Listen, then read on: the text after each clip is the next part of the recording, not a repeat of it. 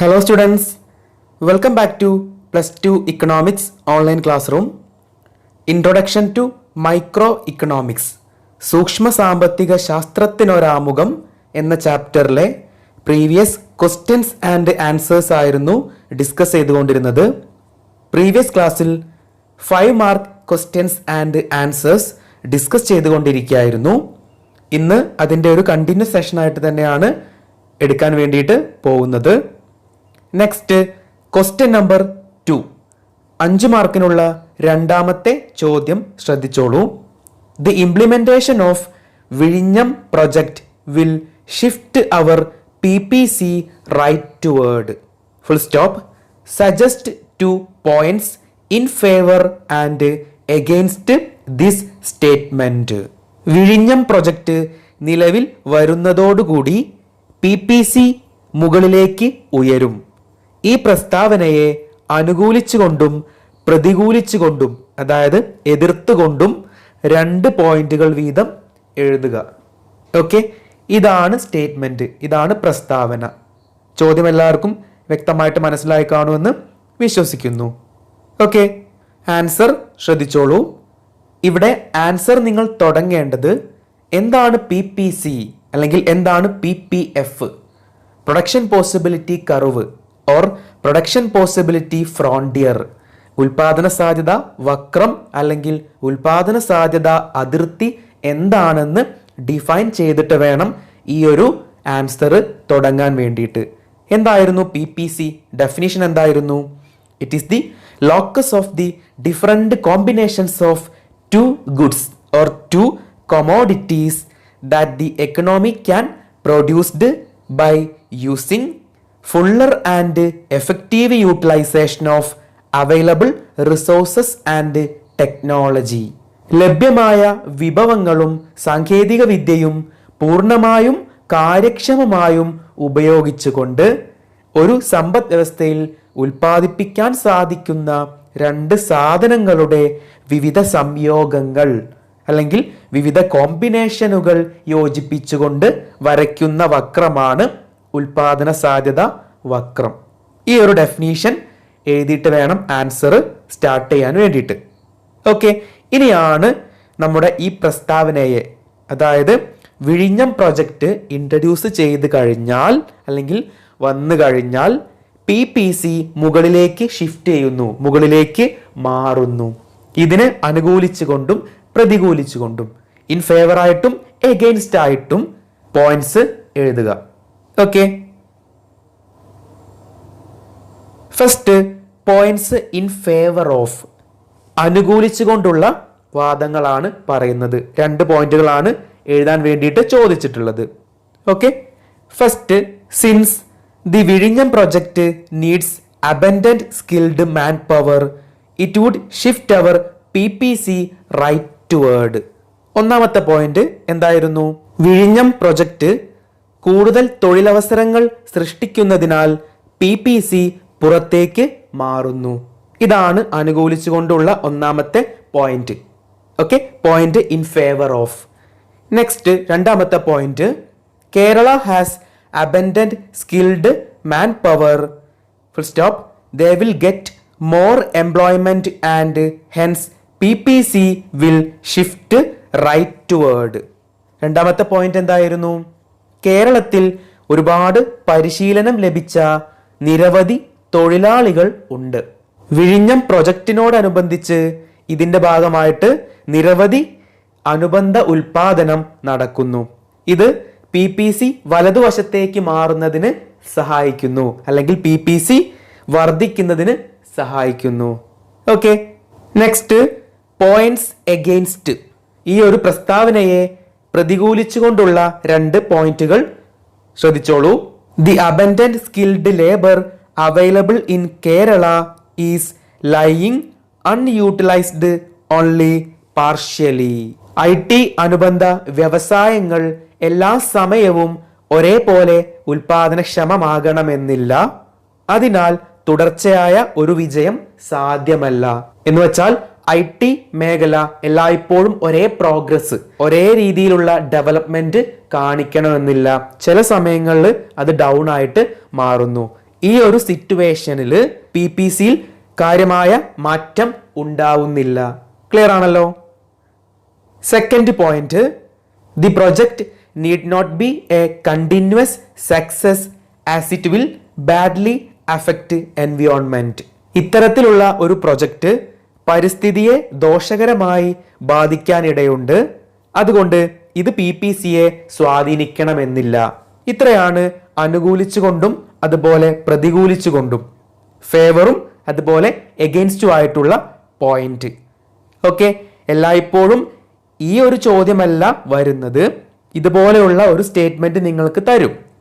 എന്നിട്ട് നിങ്ങളോട് ആ സ്റ്റേറ്റ്മെന്റിനെ അനുകൂലിച്ചുകൊണ്ടും പ്രതികൂലിച്ചുകൊണ്ടും പോയിന്റ്സ് എഴുതാൻ വേണ്ടിയിട്ടാണ് ചോദിക്കുക.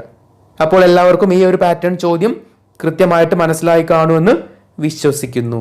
ക്ലിയർ ആണല്ലോ?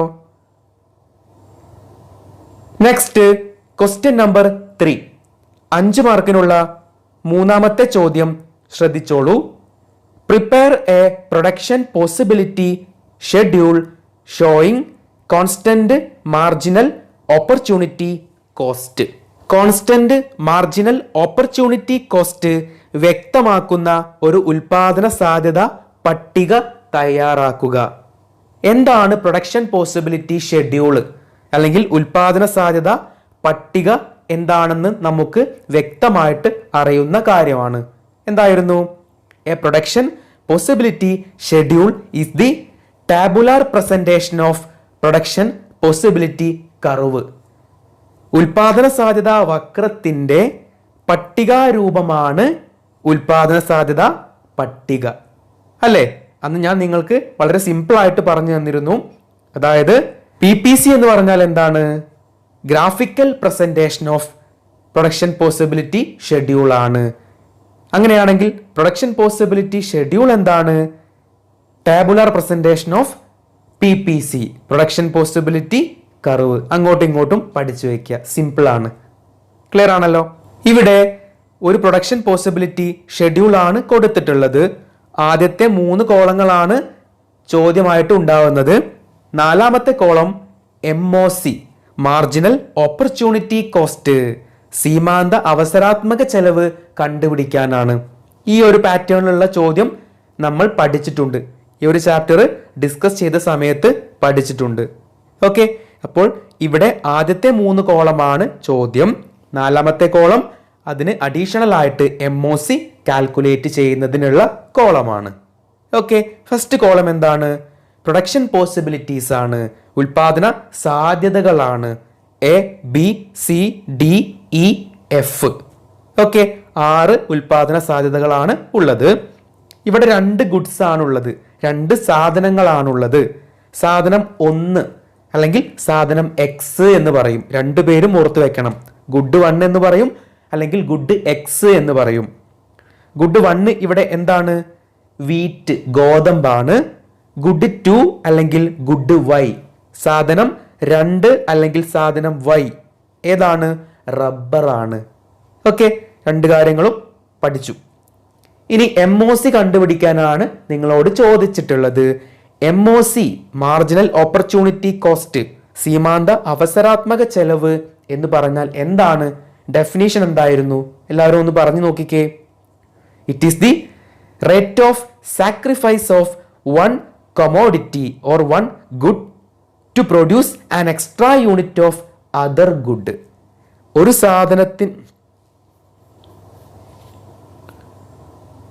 സാധനത്തിന്റെ ഒരു യൂണിറ്റ് അധികമായി ഉൽപ്പാദിപ്പിക്കാൻ വേണ്ടി മറ്റേ സാധനത്തിന്റെ എത്ര യൂണിറ്റുകൾ ഉപേക്ഷിക്കുന്നു എന്ന നിരക്കിനെയാണ് സീമാന്ത അവസരാത്മക ചെലവ് എന്ന് പറയുന്നത്. എന്തായിരുന്നു? It is the rate of sacrifice of one commodity to produce an extra unit of other commodity. ഒരു സാധനത്തിന്റെ ഒരു യൂണിറ്റ് അധികമായിട്ട് ഉൽപ്പാദിപ്പിക്കാൻ വേണ്ടി മറ്റേ സാധനത്തിന്റെ എത്ര യൂണിറ്റുകൾ ഉപേക്ഷിക്കുന്നു ആ നിരക്കാണ് MOC. ഓക്കെ, പഠിച്ചു. MOC കണ്ടുപിടിക്കാനുള്ള ഇക്വേഷൻ എന്തായിരുന്നു? Loss of Y divided by gain of X അല്ലേ? Delta Y divided by delta X ആണ്.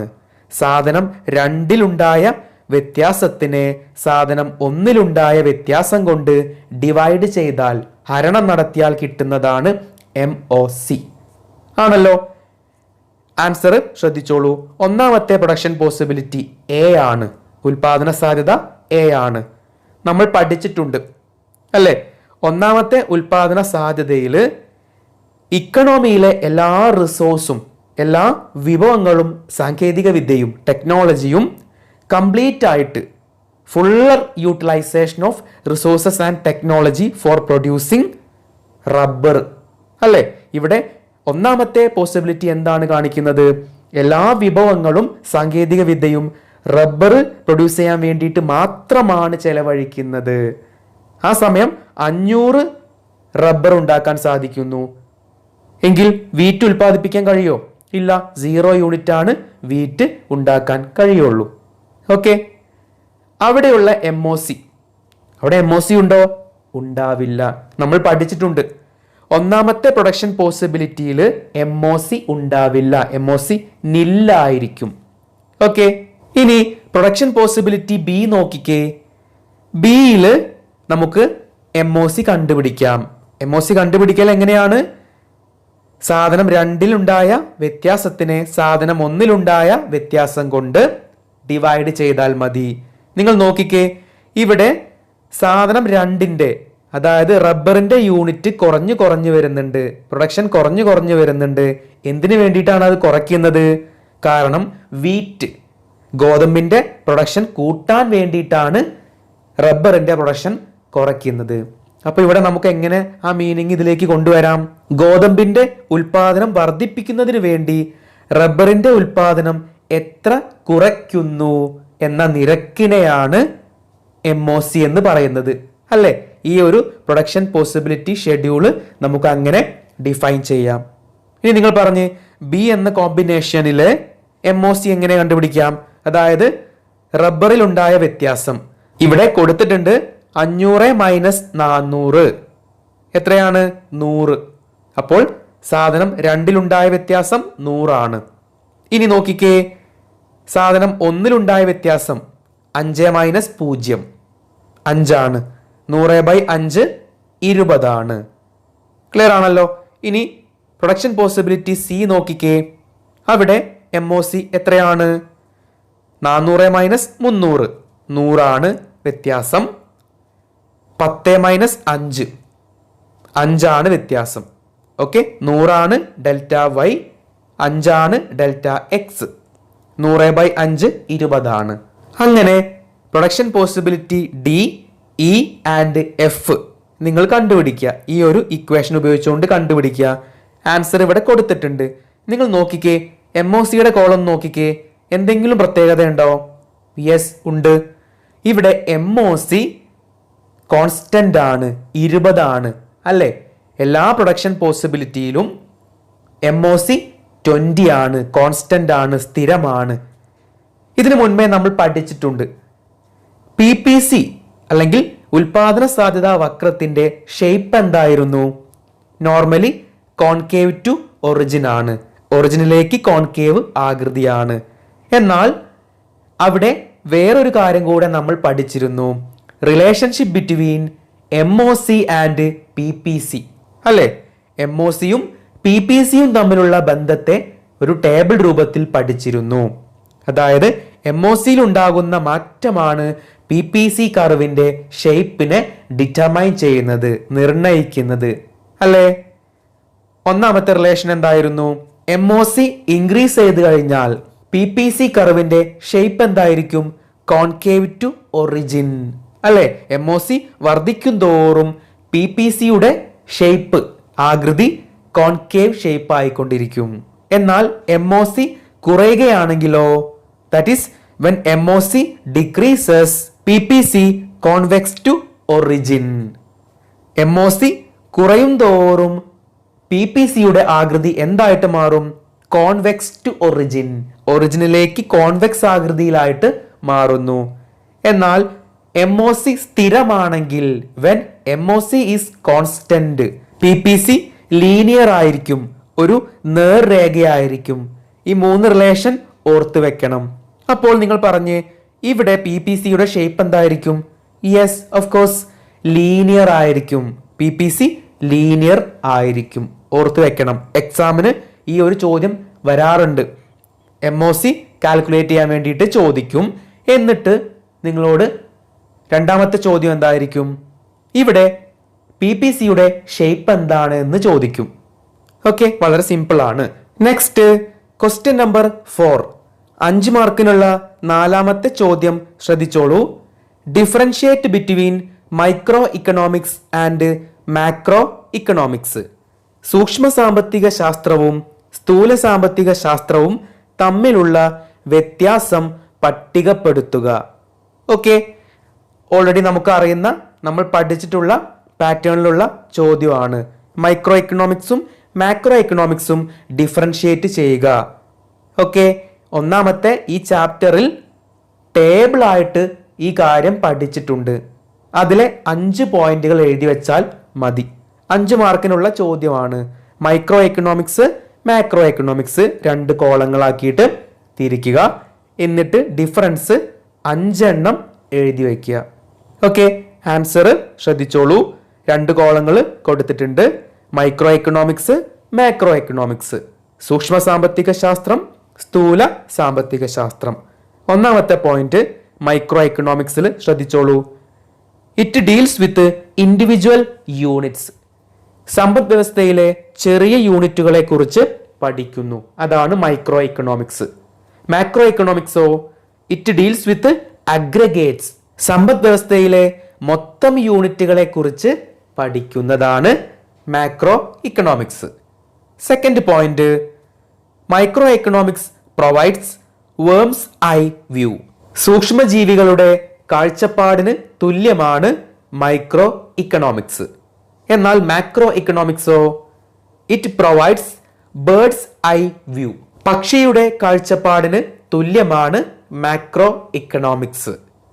Okay, third point, micro economics deals with partial equilibrium analysis. ഭാഗിക സന്തുലിതാവസ്ഥ വിശകലനത്തെ കാണിക്കുന്നതാണ് മൈക്രോ ഇക്കണോമിക്സ്.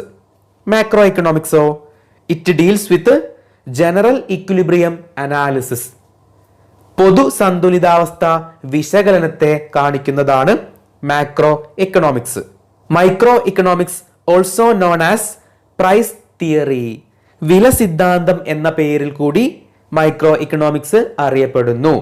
മാക്രോ ഇക്കണോമിക്സോ it is also known as income theory. വരുമാന സിദ്ധാന്തം എന്ന പേരിൽ കൂടെ അറിയപ്പെടുന്നു. ഓക്കെ, എല്ലാം കൃത്യമായിട്ട് നമ്മൾ പഠിച്ചിട്ടുള്ളതാണ്. എല്ലാവരും ആ ഭാഗത്തിന് ഇമ്പോർട്ടൻസ് കൊടുത്തുകൊണ്ട് വേണം പഠിക്കാൻ. ഓക്കെ, നെക്സ്റ്റ് ക്വസ്റ്റ്യൻ നമ്പർ 5, 5 മാർക്കിനുള്ള 5ാമത്തെ ചോദ്യം ശ്രദ്ധിച്ചോളൂ. വളരെ സിമ്പിൾ ആയിട്ടുള്ള ഒരു ചോദ്യമാണ്.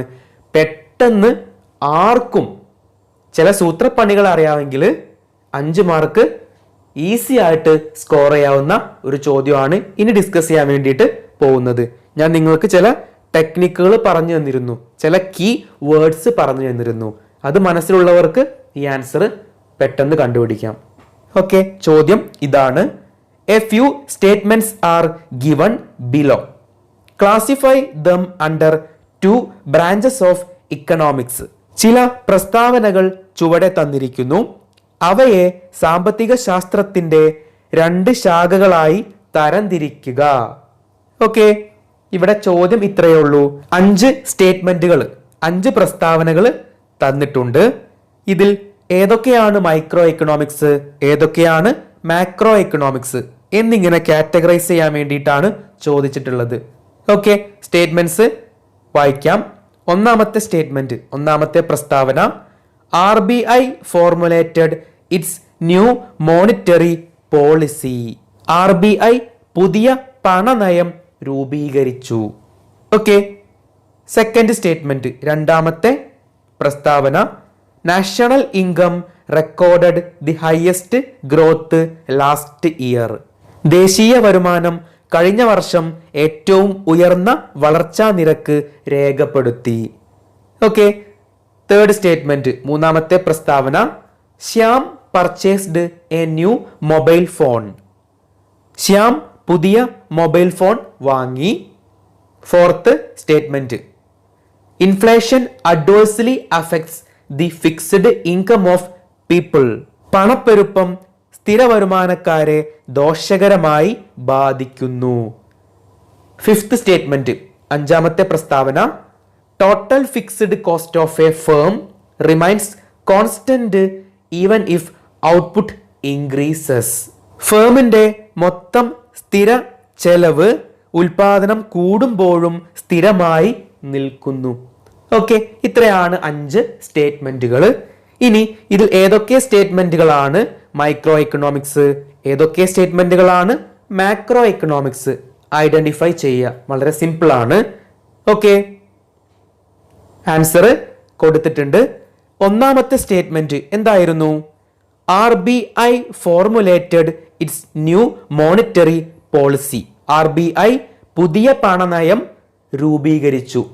ഇത് മൈക്രോ എക്കണോമിക്സ് ആണോ മാക്രോ എക്കണോമിക്സ് ആണോ? മാക്രോ എക്കണോമിക്സ് ആണ്.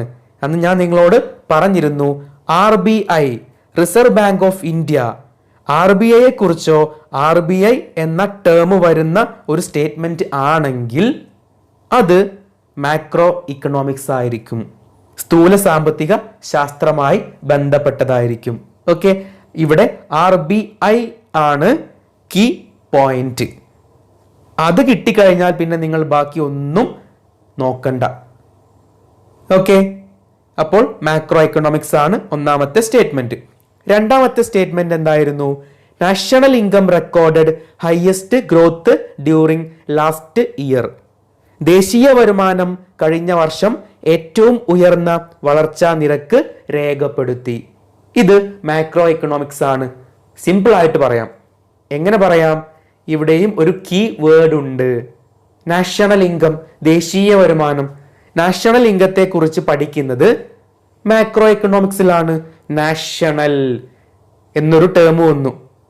ഈ ടേം തുടങ്ങുന്ന ഒരു കാര്യം അല്ലെങ്കിൽ വേരിയബിള് മാക്രോ എക്കണോമിക്സിൽ വരുന്നതായിരിക്കും.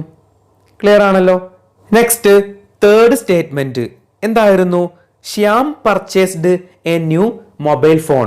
ശ്യാം പുതിയൊരു മൊബൈൽ ഫോൺ വാങ്ങുന്നു. ഇത് മൈക്രോ എക്കണോമിക്സ് ആണ്. കാരണം ശ്യാം എന്ന് പറഞ്ഞാൽ ഒരുപാട് പോപ്പുലേഷനിലെ ജനസംഖ്യയിലെ ഒരു ആളാണ്, ഒരു ഇൻഡിവിജ്വൽ ആണ്. അല്ലേ? ശ്യാം മാത്രമാണോ ഫോൺ വാങ്ങുന്നത്? അല്ല, ഒരുപാട് പേര് ഫോൺ വാങ്ങുന്നുണ്ട്. അതിൽ ശ്യാമിനെ മാത്രമാണ് പ്രത്യേകം എടുത്ത് പറയുന്നത്. ഒരു ഇൻഡിവിജ്വൽ ആണ്, ഒരു വ്യക്തിഗത യൂണിറ്റിനെ കുറിച്ചാണ് പറയുന്നത്. അതുകൊണ്ട് അതേതാണ്? മൈക്രോ ഇക്കണോമിക്സ് ആണ്. സിമ്പിൾ ആണ്. ഓക്കെ, ലോജിക്ക് വേണം. നെക്സ്റ്റ് ഫോർത്ത് സ്റ്റേറ്റ്മെന്റ്, നാലാമത്തെ സ്റ്റേറ്റ്മെന്റ് എന്തായിരുന്നു? Inflation adversely affect fixed income people. പണപ്പെരുപ്പം സ്ഥിര വരുമാനക്കാരെ ദോഷകരമായി ബാധിക്കുന്നു. ഇത് മാക്രോ എക്കണോമിക്സ് ആണ്. എങ്ങനെ മനസ്സിലായി?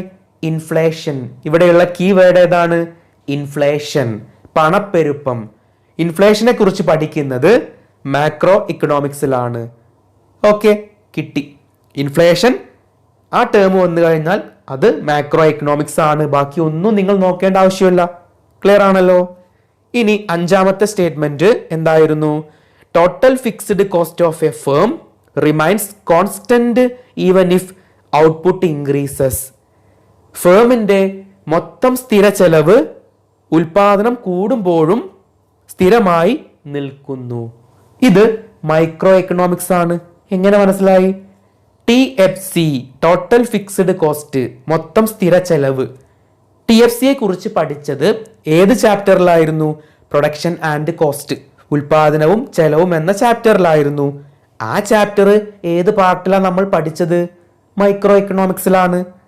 ഓക്കെ, അപ്പോൾ TFCയെ കുറിച്ച് പഠിക്കുന്നത് മൈക്രോ എക്കണോമിക്സിലാണ്. അതുകൊണ്ട് അതാണ് ഇവിടെ കീ വേർഡ്. അത് കിട്ടിയാൽ ബാക്കി എളുപ്പത്തിൽ നമുക്ക് മനസ്സിലാക്കാം. ക്ലിയർ ആണല്ലോ? അപ്പോൾ സ്റ്റേറ്റ്മെന്റ് കണ്ടാൽ നിങ്ങൾക്ക് ഡൗട്ട് തോന്നാതിരിക്കാൻ വേണ്ടിയിട്ടാണ് ഞാൻ ചില കീവേഡ്സ് അതിൽ മനസ്സിലാക്കാൻ വേണ്ടിയിട്ട് പറഞ്ഞിട്ടുള്ളത്. അത് കൃത്യമായിട്ട് ഓർത്ത് വയ്ക്കണം. ഇപ്പോൾ എല്ലാവർക്കും സിമ്പിൾ ആയിട്ട് തോന്നുന്നുണ്ടായിരിക്കും അല്ലേ? ഇനി ഇതേ പാറ്റേണിലുള്ള ഏതൊരു ചോദ്യം വന്നാലും നിങ്ങൾക്ക് വളരെ സിമ്പിളായിട്ട് അത് ആൻസർ ചെയ്യാൻ പറ്റും. ഓക്കെ, അപ്പോൾ ഇത്രയാണ് നമ്മുടെ ഇന്നത്തെ ക്ലാസ്. ഇന്നെടുത്ത ഭാഗങ്ങൾ എല്ലാം എല്ലാവർക്കും മനസ്സിലായി കാണുമെന്ന് വിശ്വസിക്കുന്നു. സംശയങ്ങളുണ്ടെങ്കിൽ തീർച്ചയായിട്ടും എന്നെ ഫോണിൽ ബന്ധപ്പെട്ടുകൊണ്ട് അതെല്ലാം ക്ലിയർ ചെയ്യേണ്ടതാണ്. ഓക്കെ, എല്ലാവർക്കും ഒരു ശുഭദിനം നേരുന്നു. Thank you so much.